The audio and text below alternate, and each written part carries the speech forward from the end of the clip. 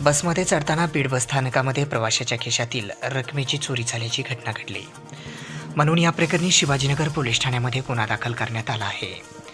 सदर घटना दिनांक 10/6/2024 रोजी सकाळी 10:30 वाजण्याच्या सुमारास घडली आहे. म्हणून या प्रकरणी दिनांक 15/6/2024 रोजी दुपारी 12:11 शिवाजीनगर पोलीस ठाण्यात गुन्हा दाखल करण्यात आला आहे. अशी माहिती आज दिनांक 16 मे रोजी रविवारी दुपारी 4 वाजता माध्यमांना पोलिसांनी माहिती दिली आहे.